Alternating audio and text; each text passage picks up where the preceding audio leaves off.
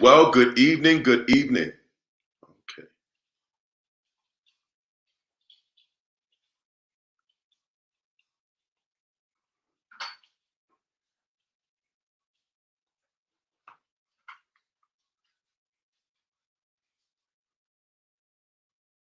Well, good evening, everybody. I pray that you have had a wonderful Wednesday thus far, and it's going to get gooder and gooder and gooder, better and better and better as we move forward this evening in our discussion on racism and the Black consciousness, racism and its effect on the mental health of African descended persons. And as May has been deemed as Mental Health Awareness Month, we want to dig into how it feels for us in this atmosphere to be Black persons. And we noticed a proliferation, continued proliferation of injustice and bigotry and hatred and murder and violence. And we would be foolish to say that it doesn't have an effect on us. And I want us to get real and raw and to have some serious conversation tonight. And so while we're still in quarantine, self-quarantine, because we know that they're trying to open up the nation, but the best place and safest place for us yet and still is at home, I want you all to come on in this room because it is going to be on and popping in here this evening. I'm going to my phone as always, going to Hope Fellowship, the Victory Center, and I am going to share this. So everybody that's coming in right now, greet us, let us know how you're doing. Look at these comments, see what we got. We got Ernestine Maddox, we got Mama Pam here, we got Helen Asma, Brenda Miller. Blessings to all of you. Good evening. Come on in the room, everybody. Come on in the room. Y'all had such great attendance yesterday. I know it's going to be even greater today. Let's share this opportunity. You can go to the bottom left-hand corner of your screen and press share. This is Amerikka, racism, and Black mental health. So y'all come on in the room. It's going to be amazing. This is going to be amazing. I'm so excited about tonight as well. Elder Tracy Grimes, Janine Hill, Angela Mills, Gwen Smith, Deacon Juanita, J.B. Felton. Hey, Deacon Felton, Janet Jackson's greetings. Bless you, bless you. Y'all come on in. So listen, if you are excited about this conversation, and if you are ready to really go and dig deep tonight, this is not just going to be a monologue. This is going to be a dialogue and a conversation that includes us all. I want you all to participate. I want you all to ask questions. I want you all to state the sentiments of your hearts and your minds. That's so, so important. Okay. All right. It's so important. So we're going to get started in just a moment. I'm going to introduce our panel of guests. I'm making sure that I share it to my page. Our panel is sharing it to their pages. Those of you who this is your first time ever being with us at Hope Fellowship, the Victory Center, I am going to ask that you would let us know that. Let us know where you're watching from. Sooner or later, at some point, there will be a comment that is pinned to the comment box where you can click a link. Just give us a little bit of information about yourself so that we can formally thank you for being a part of us this evening. I want you to share this with some people who are not even churchgoers, right? Because this is applicable and important for the human race. I want you to share this with some white people too. White, brown, Chinese, Asian, Japanese, Muslim, Hindu, whoever you are, wherever you are, whatever space, we want everybody to be a part of this conversation. As you all come in, I'm going to prepare to introduce our guests. I have a panelist. I have a panel of such amazingly talented and smart and gifted people this evening. And I'm so honored that they would take up their time to be with us. And so we're about to introduce them. I've got about 36 people on. When we get to 40, we're going to make this thing happen. We're going to get this show on the road. We're going to have some great conversation this evening. Good evening, Minister Gloria Miller. So half of these 33 people would share it. We'd be at 40 in no time. So I need y'all to do that for me. All right. Can y'all do that? Good. All right. So this is Amerikka. This is Amerikka. We're going to be talking about racism tonight. and the effects that it has on us as Black people. I love my people. I'm proud to be Black. I will be no other race. I will be of no other heritage than Black. I'm proud of my people. I'm proud to be a descendant of those from Cubalon, which we know is the actual name of what we call Africa. And I'm proud tonight to be joined by a panel of persons who are also African descended, but born and raised in America.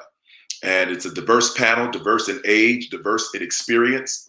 And tonight, all of the panelists happen to be preachers, but tonight we don't come solely in that space. We come as Black persons who have experienced racism and who are experiencing racism, whether blatantly and directly or indirectly by what we watch or what we experience. The injustice that is exacted against our people is disgusting, and it is aggravating, angering, and it has gotten me to the point where even in my own space, I don't know what to do. Sometimes I don't know what to say. I don't know what to feel. I don't know how to exist and how to respond or react to the things that are going on. And so I'm here tonight in the moderator's capacity. I look forward to learning and helping to facilitate a discussion that I believe will be insightful and impactful for us all as we maneuver through this special time, I believe, in human history, where we've kind of been shut down and sheltered in and restricted. And now we have time to sit with our thoughts and sit with our pain and sit with our trauma. And so what becomes of it?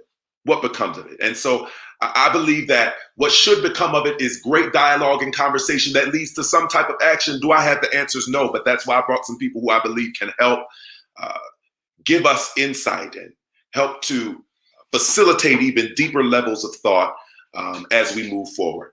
And so tonight I'm going to begin to introduce our panelists. They sent in their bios. I'm not going to read them all from beginning to end, but tonight we have the Reverend Dr. Latricia Scriven, who is no stranger to Hope Fellowship and a friend and sister of mine. We shared together at the St. James United Methodist Church in Alpharetta, Georgia, where I was worship and arts pastor for several years. She was the worship chair. And now God has seen to elevate her to be the pastor of the New Life United Methodist Church in Tallahassee, Florida, as well as the pastor and director of the Impact at FAMU Wesley Foundation at the Florida A&M University. We will not hold that against you, those of us who are graduates of Bethune-Cookman. Hail Wildcats. Listen, she has an undergraduate degree in math, as well as master's and PhD degrees from Purdue University in mathematics education. She's going to tutor me when I get ready to take the GRE again. She just doesn't know it. Dr. Scriven attended Gammon Theological Seminary, earned her Master of Divinity degree there with a concentration in Hebrew Bible. She has taught at numerous universities and is also an adjunct professor now of religion at Florida A&M University. Married to her phenomenal husband, Dr. Dale Scriven, and they have 3 wonderful children. Let's welcome Dr. Latricia Scriven. This evening. And she is currently figuring out how to share this on her page. You go to Facebook, you did it already. Okay. It's not sharing. I'm like, is it sharing? I'm gonna get it. All right. Next, I would like to introduce to us the Reverend Brian Keith Harris II. The Reverend Brian Keith Harris II is the Director of Outplacement and Graduate Support at the Bishop John T. Walker School for Boys in Washington, D.C. Brian Keith Harris is also the founder and artistic director of the Sons of Freedom Dance Institute, an organization that nurtures character, increases social awareness, and builds a spiritual foundation for boys of color through classical and contemporary styles of dance. Reverend Harris is also the director of the Cultivating Young Kings, an organization that provides educational training for teachers, school districts, and community leaders who work directly with boys of color. The Reverend Brian Harris was named one of Black Enterprise Magazine's 2019 Be Modern Men Distinction and has received numerous awards for his work in changing the educational landscape for boys of color. He is a licensed minister, lecturer, and workshop facilitator, and currently working on his doctorate in public engagement from Wesley Theological Seminary. Let's also welcome with us this evening the Reverend Brian Keith Harris II. Thank you so much for being with us, Reverend Harris. We also have amongst us Dr. F. Keith Slaughter. Dr. F. Keith Slaughter is a graduate of Tuskegee University with a BS in history in 1991, a master's degree in counseling and student development in 1992, an honors graduate of the Morehouse School of Religion, the ITC, with a Master of Divinity in the Psychology of Religion, Pastoral Care, and minor work in homiletics in 2003, and he earned the Doctor of Theology degree in Pastoral Counseling from the ITC in 2009. He has served as a chaplain and counselor for many troubled souls and as a clinically trained helping professional in the capacity of pastoral psychotherapist and pastoral counselor. He is an assistant professor full-time at the Interdenominational Theological Center in the Psychology of Religion, Pastoral Care Department, and has worked as researcher at the ITC's Institute for Faith, Health, Leadership. Dr. Slaughter was the founding faculty chair for the Master of Pastoral Studies program at American Baptist College in Nashville, Tennessee, and is the former president dean of Morehouse School of Religion at the ITC and the senior servant of the beloved Community Church of Atlanta, Georgia, the Reverend Dr. F. Keith Slaughter. Thank you. What's good? What's good? Y'all hear me? Good to see you. And Dr. F. Keith Slaughter is my doctoral mentor in my doctoral ministry program at the ITC. And so, yeah, he's putting the heat on me because I got 1 year left. And so we're gonna make it happen. And finally, I want us to welcome, if she's back, she's not back yet, but Pastor Faye Dadzie, who's the executive pastor. Us phenomenal experience in human resources in banking and as well as in pastoral ministry, and phenomenal journey through life in corporate America as a Black female in a time when it was not popular to be a Black female coming up in the ranks of corporate America, particularly in the financial services industry. And so how are y'all doing tonight? First and foremost, how y'all doing? First and foremost. Doing all right, brother. Doing all right. I'm here, man. You here? I'm transitioning with the transitions. Transitioning with the transitions. That's kind of how we are. I think, you know, one person said I'm doing all right. Another person said I'm here. Another person said I'm transitioning with the transitions.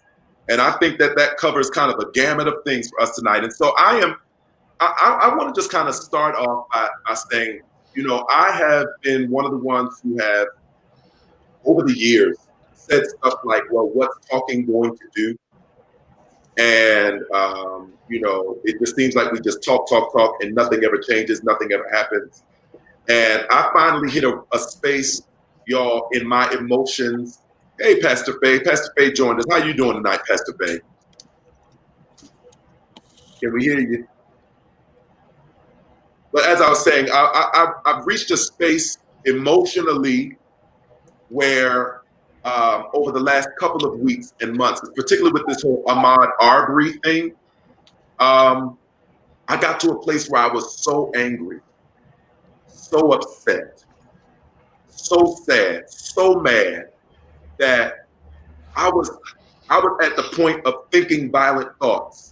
And thinking about doing violent things. And I think, and persons who I'm connected to were saying, well, what about this one made it so personal to you when this has been happening, these proliferation of killings have been happening over the years. And I think it finally hit me because I go jogging almost every day. You know, I do 3 to 4 miles every single day.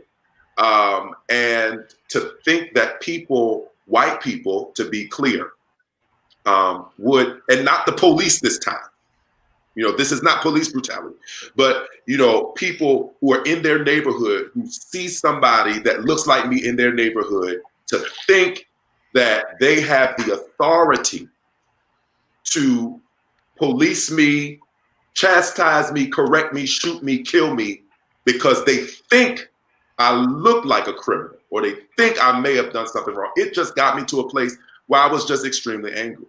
And I think just the gamut of experiences that I have witnessed since I moved to the South, because I was raised in Baltimore, Maryland, and so I really didn't experience blatant racism until I moved to Daytona Beach.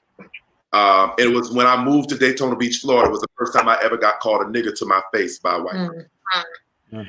And so, you know, going through the years and thinking about coming up through the ranks of playing classical music and being a Black man who plays classical piano. And, you know, over the last few years, I went to a conference that was a hymn writers conference, a hymn singers conference, and having a white person look at me and say, "Oh, I didn't know you read the ink."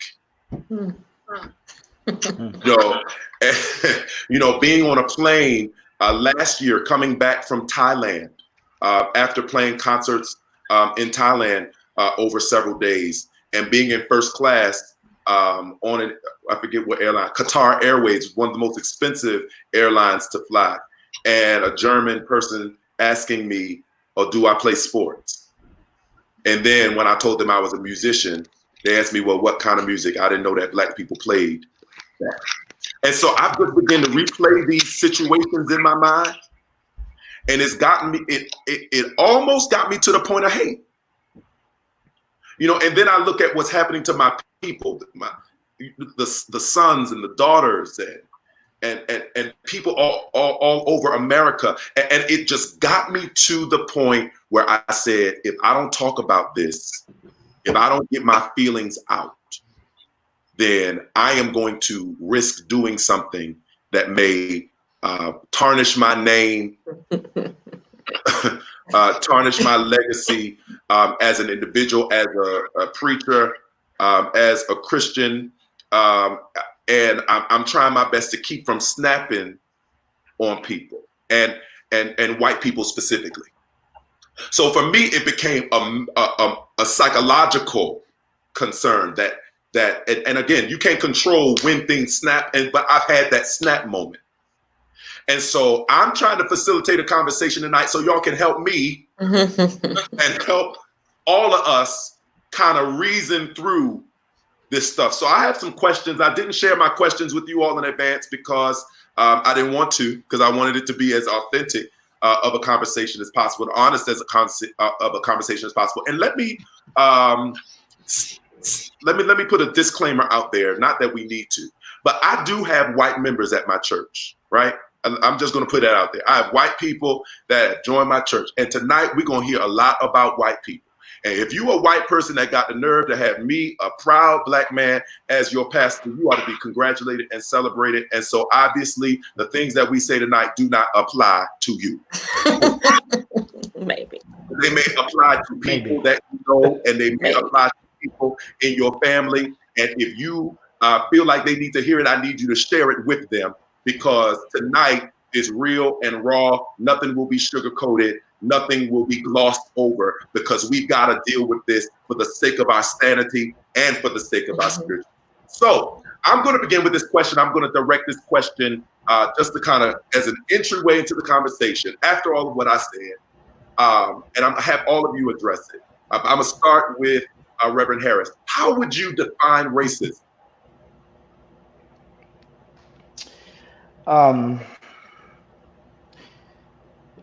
I would probably define racism as a social, political construct that seeks to marginalize a group of people based on their ethnicity, based on their race, and based on their socioeconomic status.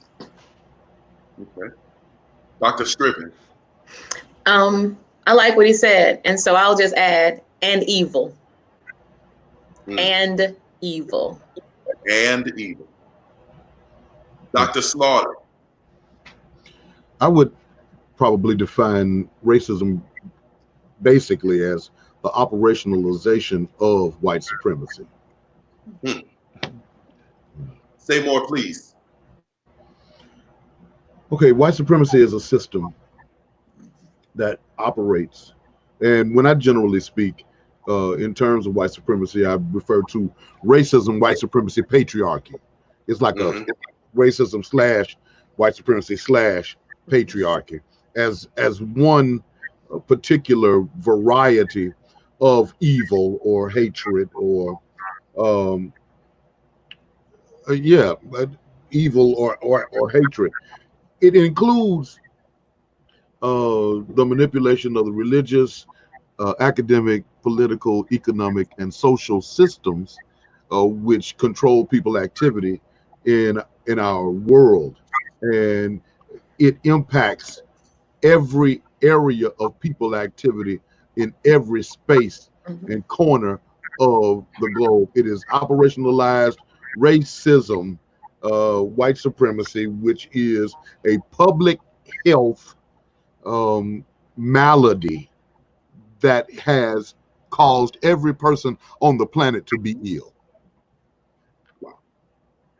Wow. It's caused every person on the planet. So that would mean that it has caused the oppressor or the white supremacist to be ill as well, correct? Oh, beyond the shadow of doubt. Beyond the shadow of doubt. Yeah. Very clear. It's not that I care. I don't give a damn, but yes, it does. Y'all, this is Dr. Slaughter. Get ready, all right?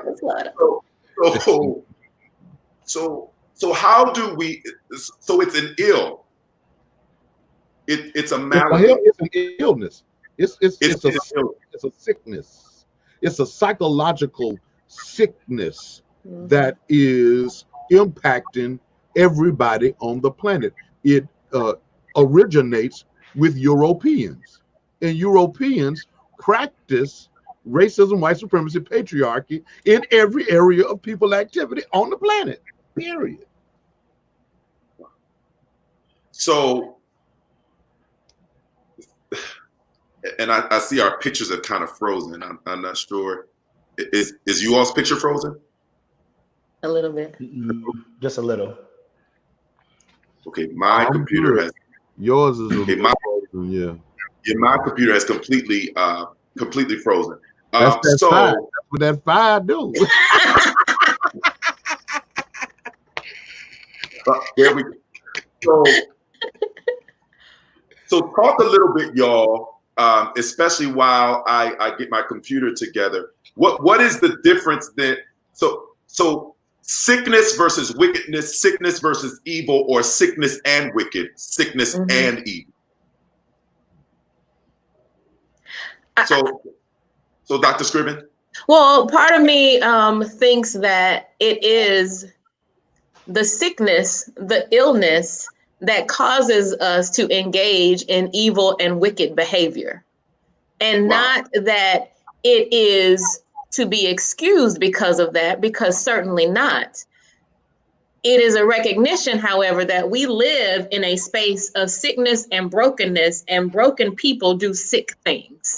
And so I do like the way that's put as an illness. And it, when people are ill and desperate,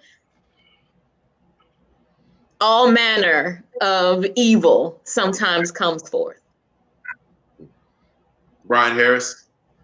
Yeah, I think about when talking about this sickness, I think about the book, The Racial Contract by Charles Mills. And in that book, he talks about this idea of white supremacy that has, been permeated by the philosophers of our day or of our time, if you will. And their idea of this contract, if you will, was a contract that did not have people of color in mind. And so this sickness has been able to filter its way throughout our country and our world, because the country and the world has already been founded on an ideology of sickness. And so if the country has been founded on sickness, then evil and wickedness has an opportunity to permeate every person that is under that social construct or under that contract, if you will. And so the sickness that we know of as white supremacy is both a sickness that is explicit and a sickness that is implicit, because it's foundational, it's structural. It's something that we oftentimes, as Charles Mills says, it's something that we can't necessarily pinpoint, right? We can't grab hold to it. We obviously see the effects and the impact of it. You know, the killing of Ahmaud and the killing of Trayvon and the killing of Michael Brown, and today is his birthday, right? We see the impact and the effects, but we can't really put our hand on the wickedness or the sickness, because it has been something that has been, in a real sense, birthed from the foundations of our country and our civilization. Brother man, it was my turn anyway, wasn't it? Your turn. No, yes, and more. Yeah. Yes, it's interwoven in the very fabric of the personality of the country, and it's been exported, and so in the fabric of the world. But even more than that, it's very apparent. It's not only invisible, it's very apparent and visible. The violence which is perpetrated against Black people. I got a new class I'm teaching for the summer. So I've been reading, all right? So I mean, and it's a class that I never taught before, so I got to really read, and I got to do research in order to pull the class together. The name of the class is Death, Dying, and Bereavement. Okay, and so when I initially engaged research for the course, I started reading a text by Elizabeth Kubler-Ross, of course, Death, the Final Stage of Growth. And I was, pulled into her explanation of death as being a natural occurrence that everyone should learn to accept and to appreciate as just the final stage of growth for a human being. It's nothing to be afraid of, nothing to fear. It is just something that is a natural occurrence in life.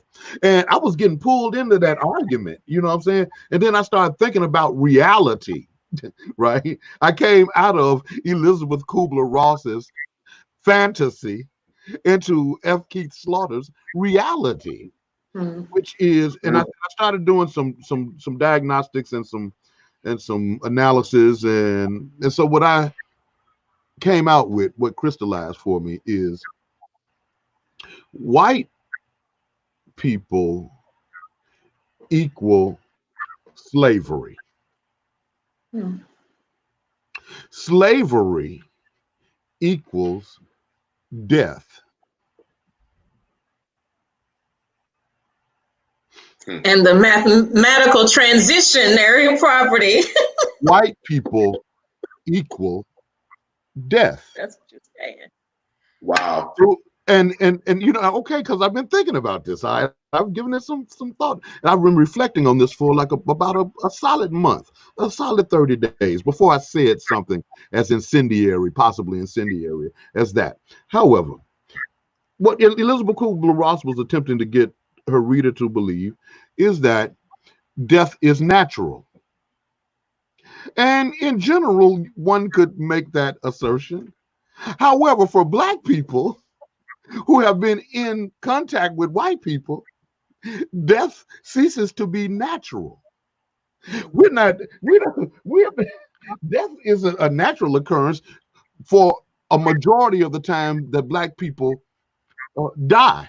We are killed either by individual acts of violence, or systemic acts of violence that are perpetrated through the religious system, the educational system, the penal system, the healthcare system. These are systems that are erected in order to operationalize the genocide idea. And there are those of us who have been able to, in our minds, move beyond being ensnared in those systems which prey upon us. But the reality is, as it relates to the healthcare system, it makes no difference what income bracket you find yourself in. Right. If you're a black woman, you might die when you go to have a baby, and the white woman ain't got to worry about that. Right? If you're a black person with COVID-19, you might die, and the white person gonna live. And the reason that it occurs in that way is because they are practicing racism, white supremacy against us, even as they practice medicine, even as they practice social services, even as they practice religion, even as they engage in educational pursuits. Everything is undergirded by the idea, as brother Harris alluded to in the Mills text. It's a contract. It's a silent contract that they are to be preferred in every area of people activity, and we are to be denigrated. Period.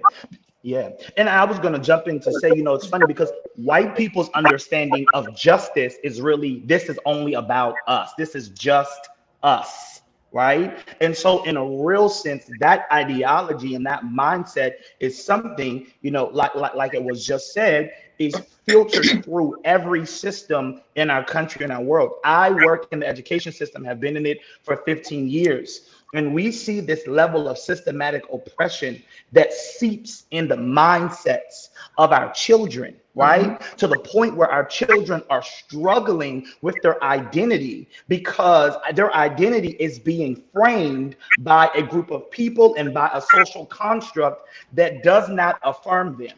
And it shows that it doesn't affirm them in the curriculum that is chosen, in the literature that is chosen. It continues to reaffirm this contract, if you will, that our children are not a part of. The damaging thing, the additional damaging thing to their identity is the fact that it's also controlling and has a damaging effect to their actual health. And so even in my work with my dance company, we recognize that the ideas of trauma are not just locked and lodged in one's brain, but it's locked and lodged in one's body. To the point where if we do not have opportunities in spaces and platforms to release that trauma that we're experiencing in our bodies, it can absolutely have some physical effects on our life. Hypertension. I was recently moved because, of course, these children become adults who have internalized racism, right? And so I was in a group of clergy persons when another Black female clergy person asserted in that white supremacy did not exist. And there was no such thing as white privilege. And imagine my horror as I got into a conversation and I was at a loss for words, because how can I convince another person that looks like me that there is a such thing as white supremacy and all that comes along with it? That is what I would call internalized racism. Many people who practice religion are insane. I mean, there's a certain level of insanity that has to go along with it. There's an insanity to walk out a faith claim, right? So my point exactly. So with all of this said, the interesting thing about this that I know all three of you personally, and I know that you all are parents of sons. So as a parent, I know Dr. Slaughter, you have all boys, correct? No, sir. I got 2 boys, 2 girls. Well, excuse me, 2 men and 2 women. 2 men and 2 women. That I am continuing to raise. Yeah, that you are continuing to raise. That's right. Brian I have a young man who I'm continuing to raise. That's good. Yes. Dr. Scriven has 2 women and 1 man that she's raising. That's right. As a parent, where are you all right now? Terrified. Sorry, Okay. go get it out. Terrified. Terrified. Yeah. I mean, terrified and fearful. However, there's a part of me that, from the time my child was a child, right? He's 18 years old. I did not cease to have these conversations with him, exposing him to the truth about white supremacy, to the truth about racism. And what my response was to that truth, to that ripping the Band-Aid off, was making sure that he was fully aware of his history, his heritage, his culture, so that he developed a cultural legacy that when he walks out into the world and is navigating the systems that seek to control him, that although he is navigating one, he's aware of those systems, he's aware of how they work, but in some sort of way, he has not allowed those systems to consume him to a point, because we've spent so much time pouring into him who he is. I see that same thing with the many sons that I work with at my school specifically. I work at a private tuition-free school, and so our boys, for all intents and purposes, are going into schools with children and with staff members that don't look anything like them, right? And it's important and incumbent upon me in my position to make sure that those young men have two things. One, the understanding of the truth of how racism is filtered even in their lives as a 10 or 11-year-old.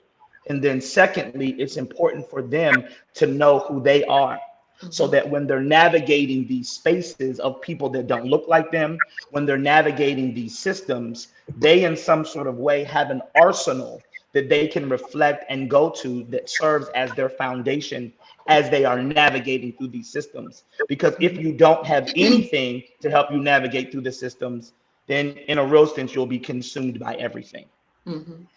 So, John Paul, you know my children. I have 2 girls, 2 women, and it's been interesting to watch them go through school and then watch as my son came up behind them and the kinds of issues that he had to deal with that they didn't. I recall the moment that he came into the house and asked me what an N-word was, because he had been called that. He was very young. I remember that. I remember the conversations that we've had with him about safety and what it means to live as a Black man in America. And I remember the ways that he would think that we were psyched out about it because he just didn't get it. I also recall the times that he began to get it. And I say terrified because there was one specific incident where, while in high school, it was a middle school, several years ago, he was at a friend's house studying. It was a white female friend, and he left his backpack. And so the family had gone out of town. He needed it. And the mom said, "No worries. You know the code to the house. Just go in and get it." I said, no. You don't get to just go in and get it. And I remember, but he needed it. And so I drove him over there in horror, right? As he went to the door, and I'm sitting in the car hoping that nobody shoots first and asks questions later. And I know that for them, they were being kind and trusting and showing that they had full confidence in him, not understanding the terror that it meant for his mama. Yeah, that's terrifying to even think about. Mine is, I don't know. First of all, my son's been hearing the word nigga all their life. I done call them niggas.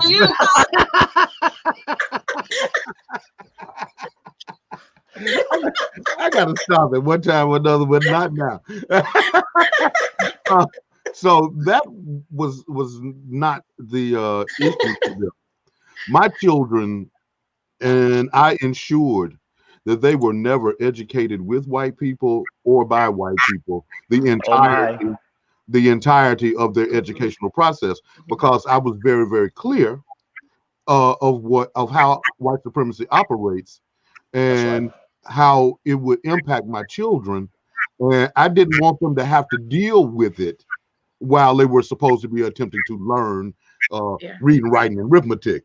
You're gonna learn white supremacy if you watch enough TV. You get it. They already got it because they seen it on TV. But as far as placing them, because the educational, as you know, John Paul, as my student, and the educational relationship is one of intimacy. Right. Yeah. Right.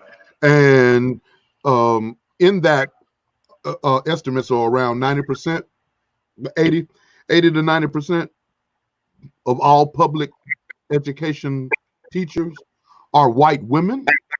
That's right. While 80 to 90% of the children are black children. Then you get a chance to understand how the internalization of white supremacy happens. What's the process? Because through the intimate intercourse of education, they are inculcated with ideas. Our children are inculcated with ideas that lead to self-hatred. Yes. Self-abnegation. Yes. A loss of clarity as it relates to identity. That's right. Our children spend more time awake at school than they do in the presence of their family, learning how to be human. So white women be teaching black children how to be human, and they don't even believe they're human. So you want to see that I mean, we think about the problems that we encounter. It's because we are being injected. Our children are being inoculated with self-hatred. As it relates to my kids right now, terrified. My sons, my daughters, my oldest daughter, she's in her 3rd year of law school. I believe she's gonna be able to make it. She's the way her mother raised her. She was around a lot of different people, and she does well. She was the state director of Elizabeth Warren's campaign in South Carolina. I mean, she is fluid. She's black, and she's black as she can be, but she's a fluid human. My daughter, my other daughter, she works in corporate, as a junior person, and she's having real difficulty dealing with white supremacy. My next son is a graduate. He's a 2020 graduate of Morehouse College, and my baby son is a sophomore at Clark. Okay, I am afraid for those boys in ways that are unimaginable. As I was coming back, my son was walking down the street.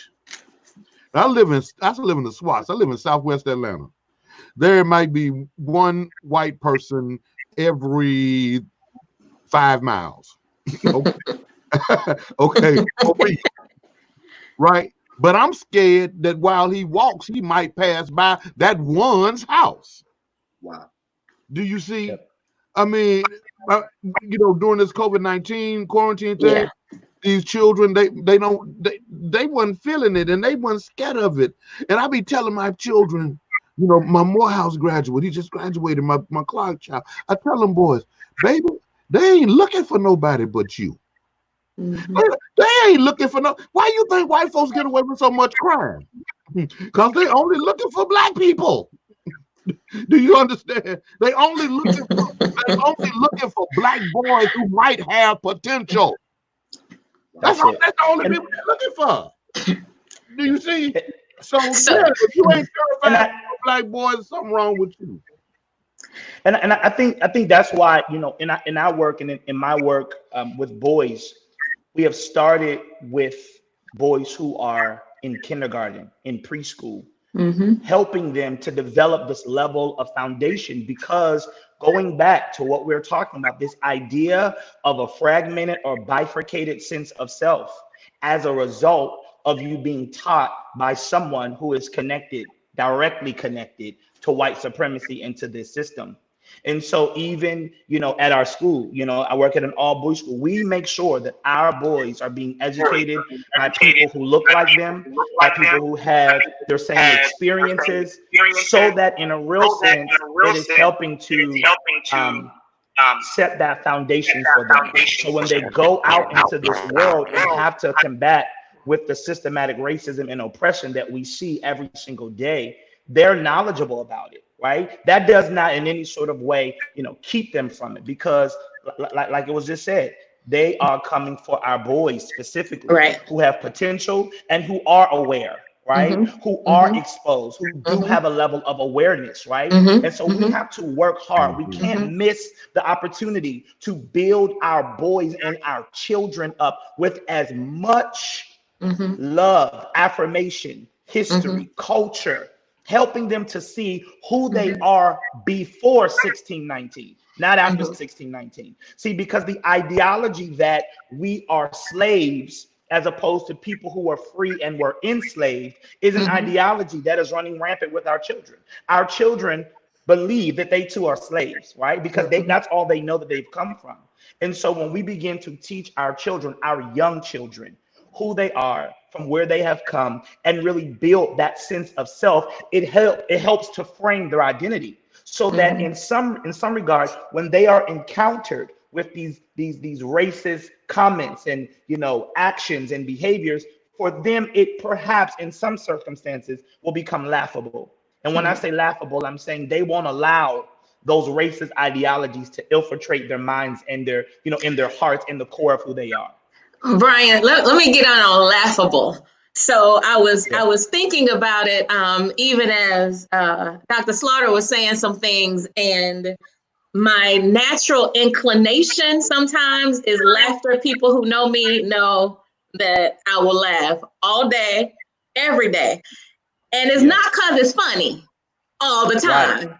Sometimes the laughter is resistance, right? That keeps us sane. And so as I'm talking, I'm looking up behind me at who I call Laughing Black Jesus. He was conceived in my mind, and thankfully for my students, they brought him forth in a painting. And he is important to me because he is Laughing Black Jesus, right? Yes. He Jesus, he Black, and he laughing. And part of it reminds me that you can take a lot of things, you can't take my joy. You can put a crown of thorn on my head that I didn't put on myself, but it was placed on me because of a system. And I can still laugh in the midst of it as an act of resistance. And I tell people that we don't always laugh because things are funny. Sometimes we laugh to keep from punching somebody. Sometimes we laugh to keep our sanity. Go ahead. And even sometimes we laugh as a reaffirming of who we really are. Yes. Me laughing is reaffirming who I am and who I've really been taught to be. That's right. We get that. You tried me laugh. You know the one that you put your hand back and you tried me then. Yeah. Yes, and yes to you. Yes to you. Thank you, sir. Yes, sir. Brian Keith and Dr. Latricia. The only thing, when it, as we talk about Black consciousness and how racism, white supremacy, patriarchy shapes Black consciousness, right? The only thing that has been impressed upon me, as I said, just from reading this, you got to see what I'm reading. Y'all ever read this? Anybody ever read this? Bullwhip Days. Bullwhip Days. This is a compilation of narratives of people who were alive during slavery, right? So there was like this thing that was this program that was sponsored by the government in the 1920s. Okay. And what they did was they hired writers to go into the Deep South and find people who had been enslaved, who were still alive, and to get their stories. And it's real strange because You can tell the stories that were recorded by white people.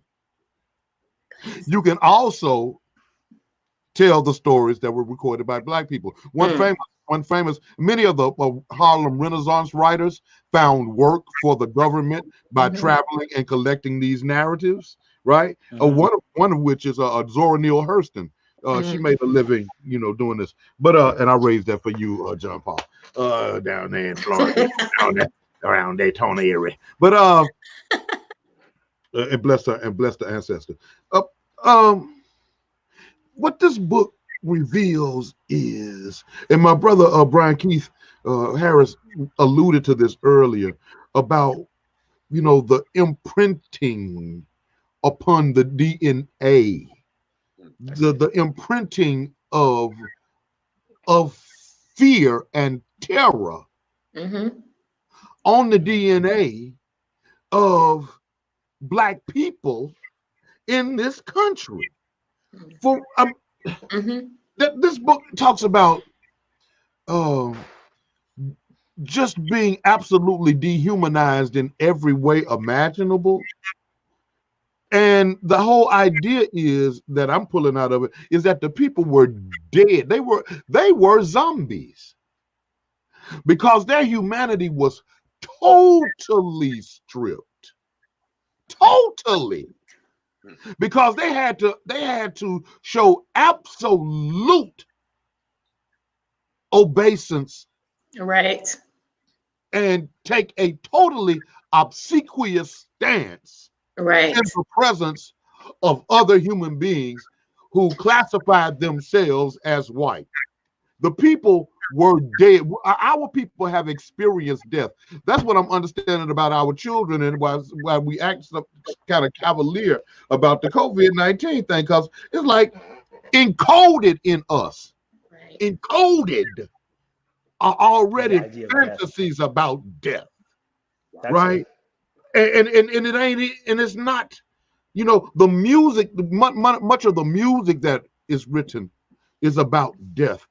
I love hip hop because hip hop, they gonna talk about death. In R&B, not so much. You're not gonna hear people singing about death. But in hip hop, you hear the children singing about death, singing about killing, putting it to melody, because that is the reality.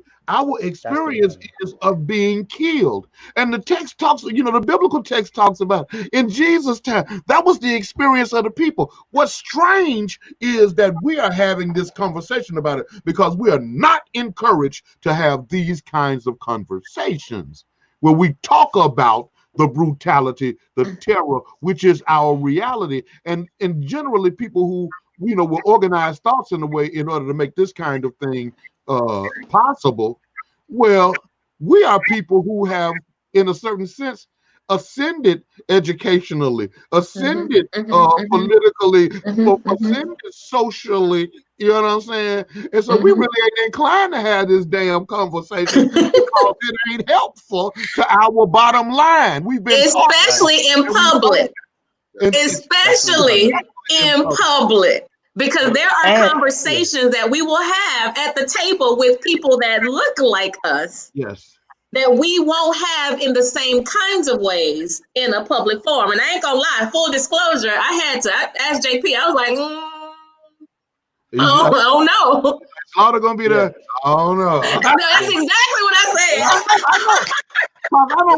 Because you know what? Because John Paul, you said it off the top. You said you've been thinking violent thoughts. Yes. You said, my bust this. Yes.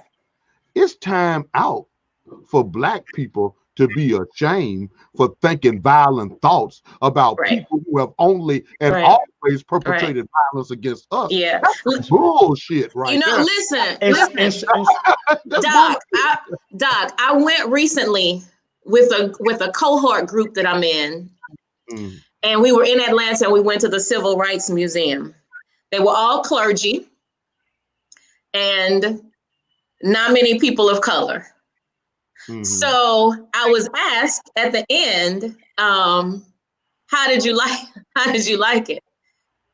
I said, well, I went straight to the gift shop because my experience in this space is different than your experience, and I'm going to be angry.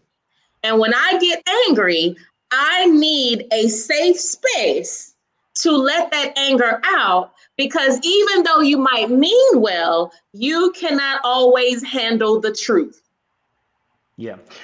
And if the violent thoughts began raising up in me, I do not need to be around the people who are the object of those thoughts, not personally and personally. So I had to go talk to the folk in the gift shop. I know everybody ain't slaughtered, but I had to. And one of the things I've shared with John Paul is because there's some retributive justice in me that sometimes I have to figure out what to do with that before I go out into the public space. And so I'm sure that you're listening to it from a pastoral care and counseling perspective and all of that. I've got to wrestle and deal with all of the things that are happening, and I need a safe space to process it. And to be perfectly honest, I don't feel like, even in the place that I should be able to process it, in a civil rights museum, that I'm able to do that appropriately when white people are present. Yes, I mean, that's exactly the case. It had everything to do with who was around me. So I went to talk to the Black folk that were in the gift shop, because we could resonate and deal with some things and laugh about some things. And I could have the time that I needed to deal with me. Isn't it stifling not to be allowed? Isn't it just stifling not to be allowed to tell your truth? Yes. And it's interesting because I think that I'm often in a space where I can tell it while existing in a double consciousness that says, as I tell it, I need to choose my words carefully. Certain things can be twisted. I'm a Black woman, and we angry, even when we have the right to be angry. And so that double consciousness is real. Learning how to code switch is real. And it's exhausting, and it's traumatic. And it comes, we're talking about mental health with its own set of mental health issues that other people may never understand fully. And as we talk about these conversations in these safe spaces, I grapple every day with making sure that we're providing these conversations in safe spaces for our children. Because the reality is that our children don't have the language to navigate through the double consciousness. Our children don't oftentimes know how to do that. And we're not providing a space absent of white people for us to provide that for them, to give them that opportunity to lend their voice, which is why oftentimes when we see our young men specifically, the rap lyrics and things that they do have a foundation of death, because that's the reality. And they never have an opportunity to express their thoughts, their feelings, what they're thinking about, what's happening to them every single day.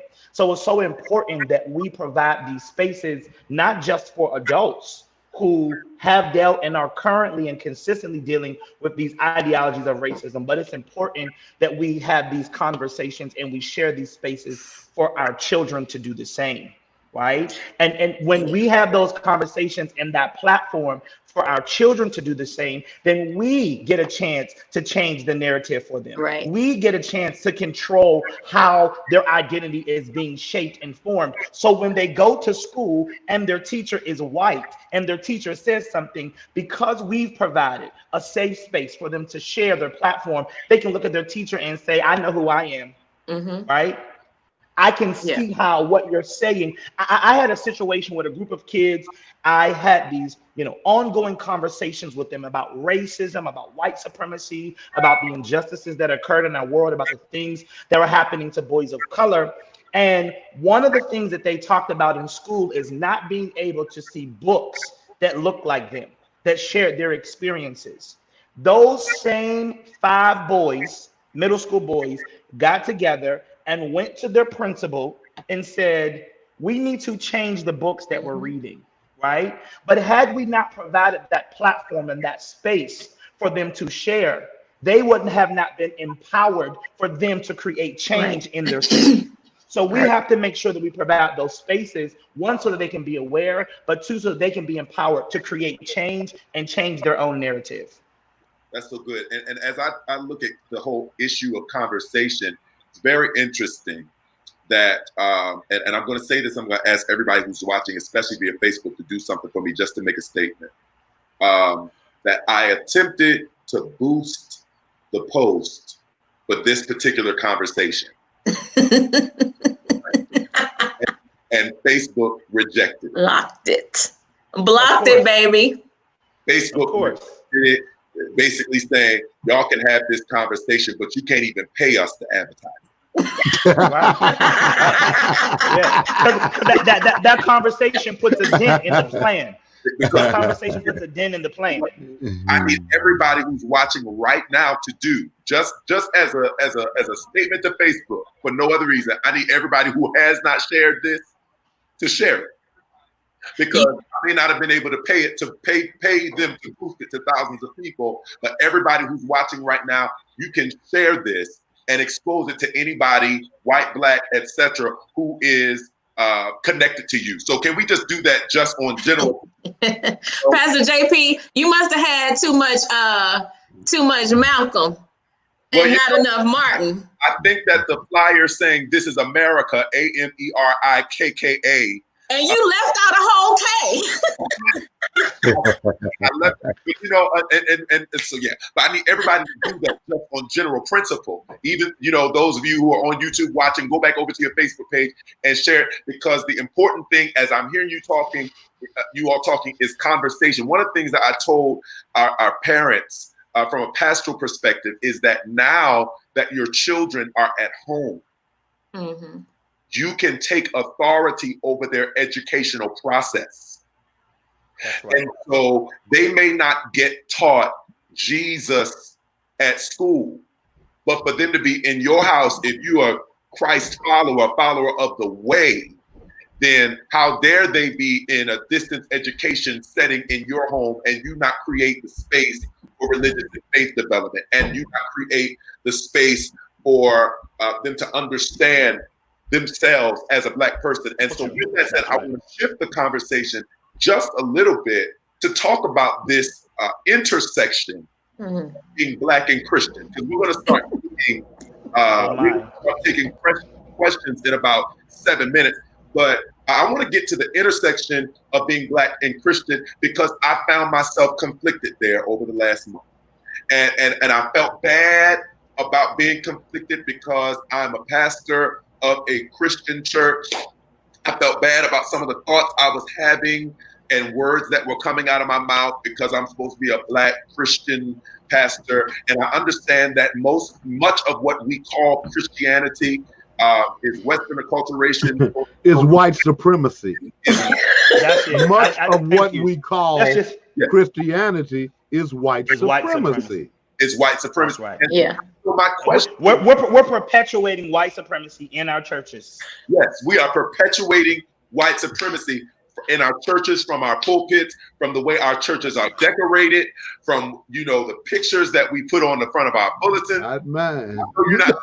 Not mine either. Not mine either. We got 10 tapeworms on the altar. we got a whole mural of African American people on our altar. Laughing Black Jesus is on the wall. Yeah. In the sanctuary. That's a beautiful thing. And I'm saying to myself now, I'm serious. I told my executive pastor, or she wasn't able to get on tonight. Pastor Faye sends her regards. Everybody, she's having issues with her internet. Technology is what it is. But I will say this. I told her, I said, I'm at the point now where I'm ready to bear arms. I am ready, and I am at the point, preacher and all, that if I feel threatened, I want to shoot first and talk later. That's where but again, this whole notion of thou shalt not kill, thou shalt not murder, and this whole this over romanticized, westernized, white supremacist version of Jesus that does not embrace Jesus the revolutionary, has gotten me to the point where I'm like, wait a minute, I don't want to veer off from the foundational principles of my faith, but at the same token, I need us to wrestle a little bit with this intersection of being Black and Christian. And part of the reason I need us to wrestle with it, especially for somebody like a Latricia and me, Latricia's still in there, but I was in there for 6 years in a Black church in a white denomination, and being in the United Methodist Church, it was very interesting. Before I came to St. James, I traveled with one of their premier worship leaders, who's now the Associate General Secretary of the Board of Discipleship, Reverend Dr. Cynthia Wilson, former Cynthia Holland. And going to these these annual conferences and all this type of stuff, and being the minority in a Christian environment with people in the United Methodist Church, and you pass in Tallahassee with your colleagues there, brothers and sisters white, they voted for who, and probably So how do we? I'll start with Dr. Slaughter, Black and Christian. Well, I don't know why you invited me on here, man. To be honest with you, I would get in trouble. First of all, I do not understand Black United Methodists. That's just me. I don't understand it. I'm to that point where I can just be honest and say, I can only understand it within the context of our enslavement. That's, and many of the doctrinal kinds of positions of Western North American Protestantism are just really recapitulations of white supremacist ideology, and so it has to, not only when we started busting out lies, right? Hell, we're gonna have to deal with resurrection. We're gonna have to deal with virgin birth. All the stuff that we don't want to deal with is what we got to deal with if we deal with white supremacy in the church. So we just leave it all alone. People just tend to leave it all alone because we don't want truth. We don't want to deal with truth. What we want to do, what we want is to have our understanding of our tradition affirmed. That's our desire. And many of us go to church because of habit and because that's what we hear our traditions affirmed, right? We don't, because it ain't no good thing when somebody tells us something that we don't already know or think we know. You see, so church is some bullshit, and we got to stop. Because it's just like now, and I'm gonna say this, and I'm talking about something that I'm doing right now, which I really won't do, but unless you ask me to do it, now I'm doing it, and now I'm trying to get into another part of my life and career doing this, but I ain't doing worship like this because I don't even believe you can do worship like this. I'm getting ready to mess with everybody right now. What happens is the camera, whenever the camera is on, that's the moment that pretense begins. Now we are already, the moment that you see a camera, the first thing you think to do is to pose. It's to pretend. When the camera is on, I am to pretend that I'm happy even if I'm sad. Unless I'm getting paid to pretend that I'm sad. Right?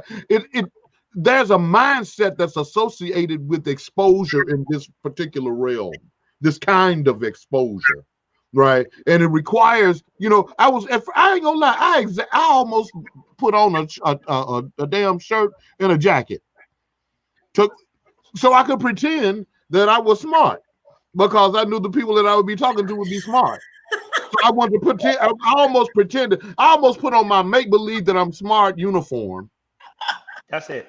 You know what I'm saying? Make believe I got power and authority uniform. Wow. So that I can pretend in this space that I should be here talking to people that are as brilliant as you. Do you see? So, I mean, what I'm concerned about is right now, as it relates to the intersectionality between Christianity and blackness, black beingness, right? That the intersection means collision. Wow. Right. There has to be at one point or another, we have to take up the mantle that has already been established by many black theologians because to say that nobody has been having this wrestling match would really be disingenuous and untruthful. You know what I'm saying? Brothers and sisters, black theologians got this conversation going on, right?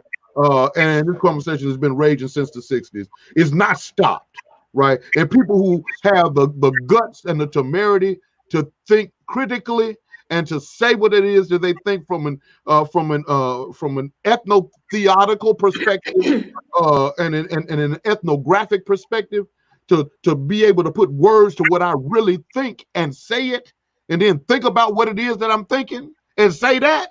You see what I'm saying? That's the piece that you are inviting us to do now. So even with the question that you just asked, me answering it is the answer that you already had before you even asked the question. So Latricia and Harris, you know, we done got to point out where we pass titles. Everybody know we doctors and reverends. So with this said, to Latricia and Brian Harris, after hearing what Slaughter just said, my question then becomes, well, what would Jesus do? What would Jesus do? What? Go ahead, Latricia. What would Jesus do? Teach the people. Teach the people and be right in the middle of that intersection, causing the collision. Yes. Because the collision is where truth comes. Where it comes. The collision is where we're able to break down those things, right? That we have been perpetuating for years, that we've been saying is our faith. And it causes and forces us to really look at who we are, what we have done to each other. The idea of disassociative dualism, when the oppressed becomes the oppressor. So the intersectionality of Christianity and blackness, you know, Jesus is right in the middle of that, orchestrating and facilitating that collision, right? Because those conversations have to erupt in order for us to get to the truth of who we really are and the truth of who Jesus is. And then Latricia comes with Jesus, Black Jesus, smiling and laughing. And so I get to participate in the teaching and the co-creating and changing the narrative for people who might not have a different perspective. It's one thing to be incidentally Black. It's another thing to be intentionally Black. And so in the space that I'm in, I bring all of myself to the table, recognizing that God called me specifically to a place and for a reason. And I get the opportunity to share a perspective that other people don't have. You were there, for example, I think, Pastor JP, when I almost got in trouble at St. James, when I preached the parable of the talent. And it was right after the killing of one of our men. And I said that perhaps the hero, and I think I said it again at ITC, of the narrative is the one who buried the talent, gave that mess back, and said, now I'm going to take this and go serve my own community. Because when I multiply it for the master, I'm just giving it back to the master. Right? And so these are perspectives that other people may or may not have. I have engaged our bishop, and I'm so grateful for him, to be open enough for the things that I bring to the table. And I've asked questions like, how do I, as a Black person in America, talk about the promised land and killing all of these people, taking all of their land in the name of God, when this is the very narrative that our people have lived, right? And so it offers the opportunity to engage in ways that have not been engaged and may not be engaged if I'm not able to be at the table. And so to Dr. Slaughter's point, that's why. That's one of the reasons I stay. Not only am I called, but I'm called in this skin as the person that I am to talk about Laughing Black Jesus in a way that helps transformation occur in ways that wouldn't occur if I weren't present. Right. It's about challenging the hermeneutic. It's Right. the basic Jesus story ain't no problem with it. It's the white supremacist interpretation of the story which problematizes it. We often have these conversations about what Black people need to do, and the real truth is that white people need to be challenged to change and to stop it, to stop being so violent. But when we won't challenge them about their inherent propensity toward violence, then it is as if it doesn't exist, because that's the narrative that they're spinning. They're spinning the narrative. Even the church, white folks everywhere are participating in this false narrative that they are nice, loving, friendly, helpful, cheerful people. And the historical record does not reflect that. And so whenever we don't speak to that, what we do is we co-create a fraudulent history that is in total and complete error. And our children watch us do that and participate in that. And we do it, and we say that we're doing it so we can get paid.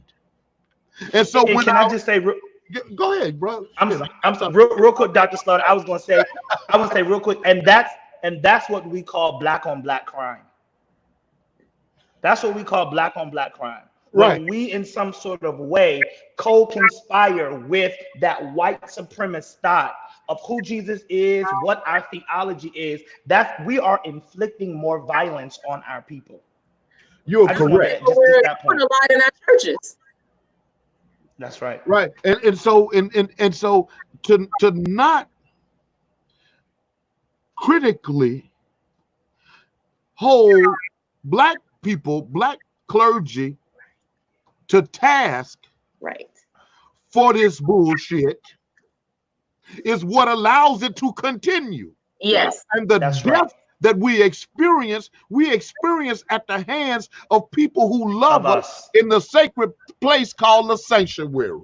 My God. Yes. And look like us. Like us. Yes. And then the first thing we say is, forgive our enemies when they kill us. When, and that you got that one little verse in the Bible when you got a whole other million verses saying, kill their ass back. That's right. Then my pastor is Pastor JP, feeling bad because he's thinking about doing something that they talk about throughout the entirety of the biblical text. The entirety. God is on the side of the people who fight back against the people that oppress them. Wow. He's on the side of the oppressed. He's on the side of the oppressed. And we see that throughout the biblical text, yet we turn our face to that. And we don't raise those stories, right, of the times in which God was on the side of the oppressed, because that would mean that we would have to speak out against the oppressor. If we say that God is on the side of the oppressed, then we got to speak out against the oppressor, but we don't speak out against the oppressor, because in a real sense, what does that mean for my membership? What does that mean for my pocket? How is this going to create impact in my church, as opposed to how am I going to begin to break away from those systematic racist kinds of thoughts about my theology in a way where it's going to transform what my people believe about themselves and what they feel about their blackness. And so we have to also hold our people, as Dr. Slaughter said, our clergy accountable for what you are saying and spewing over the pulpit. We spew just as much hate over the pulpit as we are claiming that white supremacists do in the streets. And so when we stand up in the pulpit and we in some sort of way are oppressing each other, that whole idea of disassociative dualism, we are oppressing each other. What we're really doing is just recapitulating what we've been taught and what white supremacists do every single day to us. And then we find ourselves a part of the marches. But you have an opportunity to create change right in your sanctuary. Mm-hmm. This has been I love my ITC education. I love it. This is the great. God I met there, she's a bad mama jamma. Y'all, I hope that y'all are seriously being empowered and inspired by this conversation. It's about time for us to end, but I don't want us to leave before we're able to field any questions. We said that this was going to be about 90 minutes, and so we got about 9 minutes left for anybody to ask any questions that they may have. Enter them in the comments in YouTube, enter them in the comments on Facebook. And for those of you who have recently entered, Facebook did not allow me to pay to boost this. And so right now we are exercising our right to share. And so I'm going to ask that you would go down to that bottom left-hand corner of your screen and share this, even if you don't have any questions. Are there any persons out there that have any questions for any of our panelists this evening? This has been absolutely phenomenal, and it has pushed us. I pray that everybody has been pushed.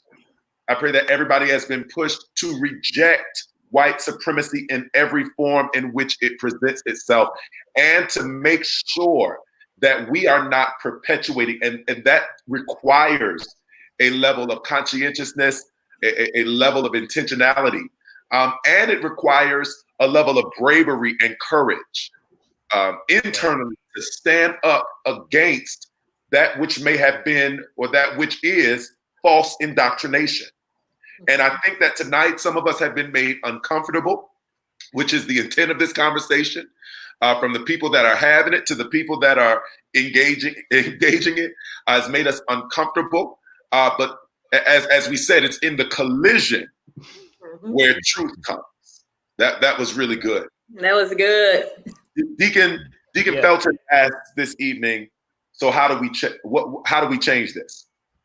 How do we change this? And that was going to be one of my questions, because I understand challenging it through conversation. So my question is, if Jesus was privy in that moment to the Arbery shooting, would Jesus have tried to talk to the McMichaels, or would he have shot them back?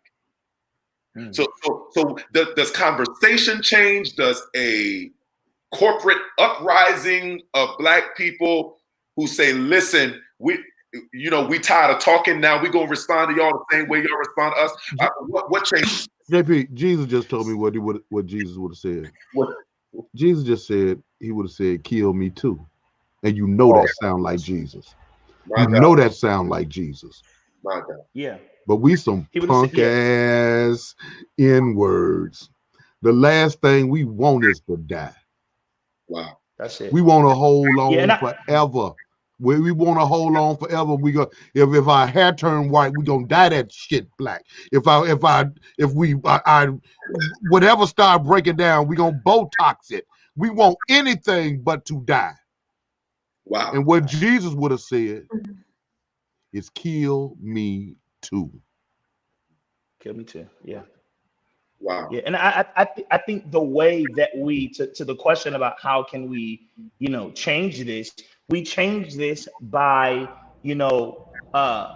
uprooting the things that we are seeing on a regular basis in our churches. We change this by challenging each other who have some kind of truth, right? Who have grabbed hold to truth. We change it by challenging each other. Listen, these are the things that we need to be raising. These are the things that we need to be sharing over the pulpit. But then also there are models for us to see. There are churches and spaces all over our country who in some sort of way are preaching and teaching truth. Right. And so we change this by also looking at those models as well. Brian Keith, I don't want to interrupt you, but ain't that what King said? Kill me too. Ain't that what Malcolm X said? Kill me too. Yeah. Yep. And some folks say that nothing changes when you say kill me too. But what is the difference in the world because of a Malcolm X and a King? Wow. We know that there is. So I'm not, and a Jesus. And a Jesus who said, kill me too. Yeah. Kill me too. Yeah. You know what I'm saying? And I think, and I'm not saying this from a perspective of suicidality. What I'm suggesting is that if your enemy is clear about that which you refuse to compromise about, then they know how to attack you. Right. And we continue to be fearful. See, what was injected into us during the enslavement process is a deep, deep and abiding fear. And every system that operates, that we find ourselves participating in, beneath it and undergirding it is that same fear. It's that same fear. And fear does not necessarily make one a coward. Fear is the precursor to the expression of bravery, right? Bravery is merely fighting for liberation, even though you're scared. It's not being unafraid. And the truth, Doc, is a revolutionary, a freedom fighter like Jesus, like all the ones that have been named, understands that to enter into that journey means death. And so there's a level at which one cannot fear it because it is coming at the hands of those who want power. Power concedes nothing without demand. It never has, and it never will. And when we enter into this space, we know that whether it's physical death, whether it's emotional death, whether it's psychological death, professional death. Educational, that's it. Y'all made me forget where I am out here. Emphasized. Good thing I can teach math though. But no. And so what can we do is I like that I don't even remember who said it about intentionally Black, incidentally Black, or accidentally Black. Part of my job in the space is to be intentional about everything, no matter what the cost. Because the reality is, the folk who think they're paying me aren't the ones that's paying me. Right. Your intentionality is your power. Your intentionality is the source of your power. Yes. The world has power, God has power, but you have power too. Yes. Your power is all wrapped up into your intentionality. If you intend to be free, then everything in your world and your universe is ordered around your intention. Yes. You know what I'm saying? And so the greatest thing that Jesus taught me was that I exist as fully human and fully divine. So even if you can wrap around killing my humanity, what is going to most definitely live on is my divinity. That's something that cannot ever be taken away. So I can put my head back and get at last. Yeah, which is why, really quickly, just to insert, the idea that those conversations are things that must be had with our young people. I cannot say that enough. right? Those conversations must be had so that they can move through life with that idea of being intentionally and unapologetically who they are. Because if we're not having those conversations, then we run the risk of our young people allowing systematic racism to define who they are. And so now they go through the world, as you said, accidentally Black. Right? Or unintentionally. And that's Michael, that's Mike Dyson. You know, I ain't trying to plagiarize. I just had to pull him up. Of course. But that's Mike Dyson. Of course. Oh, hell, ain't no telling who he got it from anyway. as we prepare. Well, I'm going to say it's Michael Eric Dyson. That's who I heard say it. Bless we had two more questions. Can you all hear me? Yes. We had two more questions to come through, and then we're going to call it a night, as I want to respect all of you all's time and everybody out there in social mediaville. Listen, I just had a momentary power outage. Power came back, but listen, it's just been one of those nights with technology. We had two questions I think that we need to address that came through online. One was, what is wrong with Black people who back Trump? Insane. Next question. Yep. Insanity. Accidentally Black. Wow. Incidentally. Incidentally. And incidentally. Right. Incidentally and accidentally. And the final question that we'll take tonight is why is our race hated so much? Why just because we are Black are we hated so much? Let me take a stab at this, and and this is purely from a psychological perspective. I look back over my life and looked at a whole bunch of TV shows and read a whole bunch of stuff, and people always say, when they deal with whites, when they find themselves in a therapeutic position with like a psychiatrist, and the psychiatrist always ask the person, "Why do you hate your mother?" Right? It's why do you hate your mother? and that's I don't know. I guess that's a white folks thing. They hate their mama. Well, we their mama. That's it. That's it. And they hate us. I tend to think that there is a power in this melanin that cannot even be explained. And people don't know how to deal with it. And what we don't know how to deal with, we hate. What we can't conquer and control, we hate.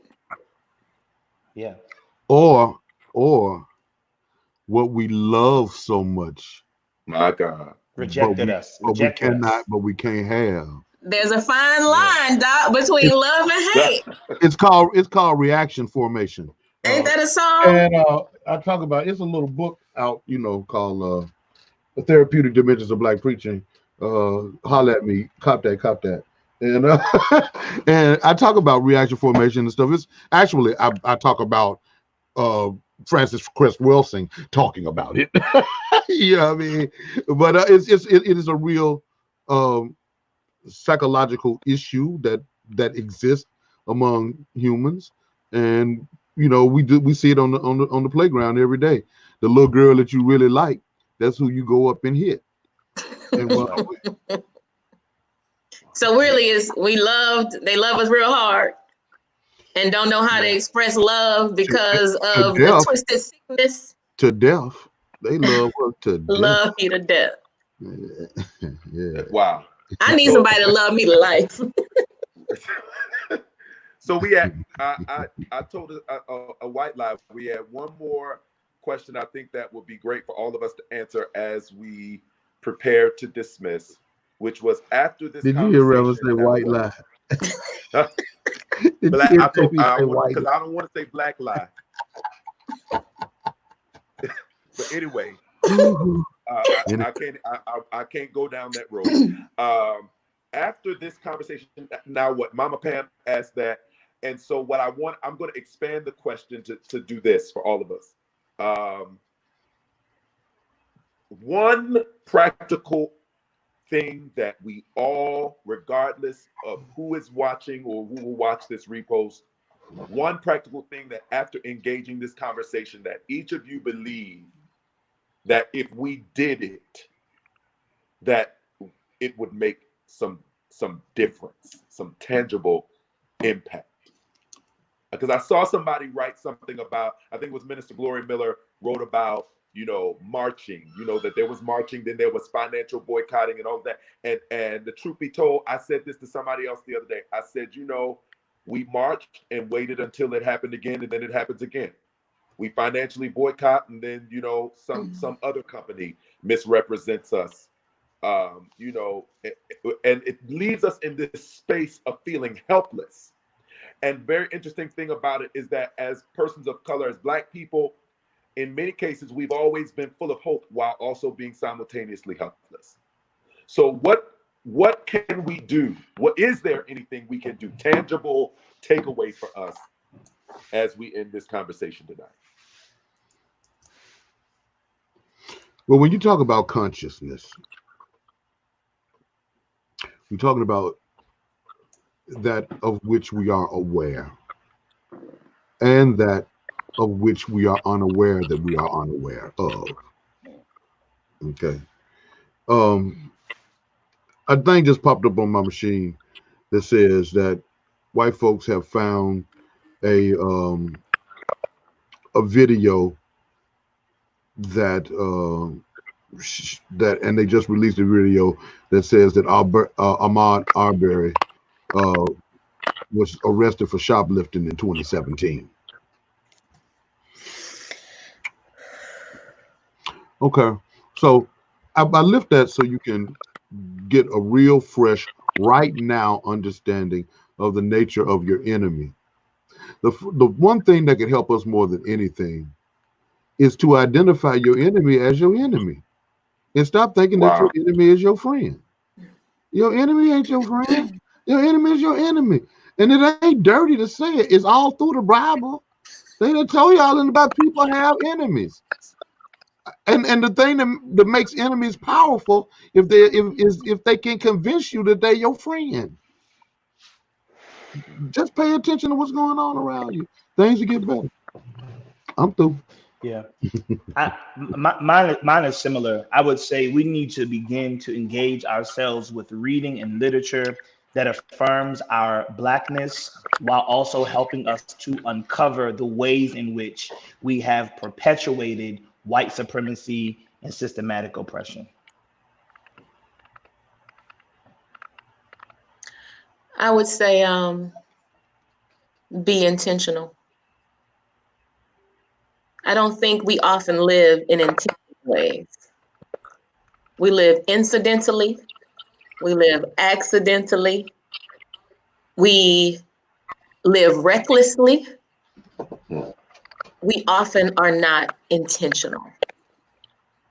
And that is true in our families, on our jobs, in our churches, in every space that we have been given influence over.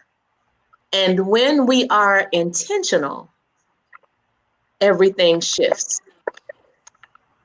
I believe that when we know who we are and walk intentionally in that level of confidence as co-creators with God,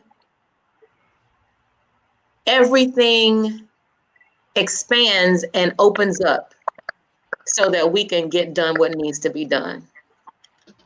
Live intentionally. And if I had to offer anything, I'm an unashamed, I've at least accepted this about me. I'm unashamedly mystical, right? Unashamedly mystical. Mystical. So I would say be spiritual. And I would offer that from the space of us as African people have been spiritually driven, even before the concept of Christianity was introduced from this ideological perspective of Christian as a religious way. We are inherently spiritual, and we have a divine connection that cannot be denied. And I think in many ways, if we are intentionally spiritual, the spirit will do as the spirit does, which is to lead us to truth. Yes. And many of us, this conversation has challenged our religiosity, but introduced us to spirituality. And so I would encourage us not to be afraid of the disruptive nature of spirituality and the liminal space that it can put us in, and to ride the wave, because the spirit will always lead to what's right. And I know that really, for me, as I've heard this tonight, as I study the history and heritage of us as African descended people, a lot of our churches are missing the spirit. And I'm not talking about charismatic chaos and ecclesiastical genuflection. I'm talking about authentic spirit that renews, revitalizes, revolutionizes, and transforms. So read, recognize your enemy as your enemy, be intentional, and be spiritual. Ladies and gentlemen, let's give some hearts and some thumbs up to our amazing panel of guests this evening: the Reverend Brian Keith Harris II, the Reverend Dr. F. Keith Slaughter, the Reverend Dr. Latricia Scriven. Thank you all so much. He up there throwing Omega Sci-Fi. I got my new brother here. Elishima Delphi Christian Sorority Incorporated, baby. Amen. I want real quick. I want to shout out the Sam DeWitt Proctor School of Theology, because there's a lot of ITC people on here. So shout out to Virginia Union School of Theology. Y'all have a good one, man. It was good to be. Thank you all so much, ladies and gentlemen. This is America. Cover your face and mute yourself. Have a great night, y'all. And mute yourself. Thank you all so much. Have a great night.